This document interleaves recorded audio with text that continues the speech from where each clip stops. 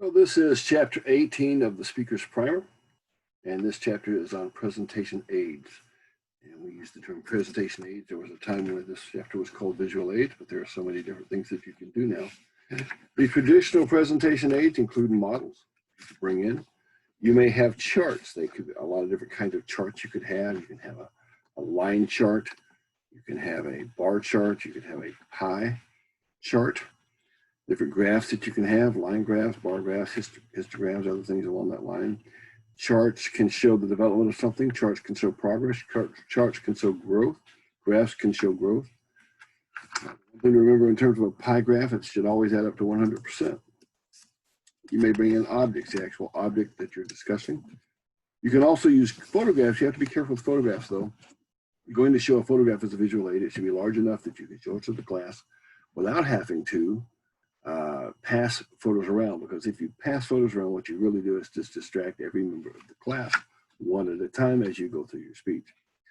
Technological aids that you could use, most of the classrooms that we have, of course, now we're doing this online. I'm not really requiring a video aid per se online, but most of the, in classroom, we have video projectors and things you can do. You can do videos, PowerPoint, audio. You play audio in class, slideshow presentations, various things that you can do. It talks about animation and color schemes. You have to be careful about that. Some do's and don'ts of slideshows. I'm not going to go through that. That's something for you to study if you're going to do a slideshow. Some guidelines for using presentation aids. This is probably one of the most important parts of this particular chapter. First of all, it should be used to help you accomplish the goals of your speech, not to do anything else. It should not be some inappropriate. I had a young man who hold up a picture of a woman in a bikini and said, "Now that I have your attention," and he launched into a topic that had nothing to do with it. It's incredibly inappropriate. It's going to hurt your grade if you try that kind of stuff. The type of presentation aid you use will depend on your topic. There are certain things that are appropriate for certain topics. They just fit. Your focus should always be your audience. If you're presenting a presentation aid, maybe you have a projector on a screen or something along that line. That's fine. You can't use that as your notes. You have to look at your audience and maybe refer to the charts as you go along, pointing to certain things, but then coming immediately back to your audience as quickly as you can.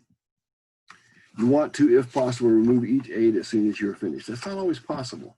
Sometimes you put up a presentation aid and it's there, and you, in class especially, it may be just be there, and that's okay, but it's best typically to do that.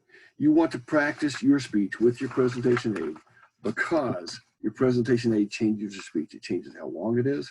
It changes various factors, and you want to practice your speech with your presentation aid. It's a very important factor in this. That is the chapter 18 on visual aids.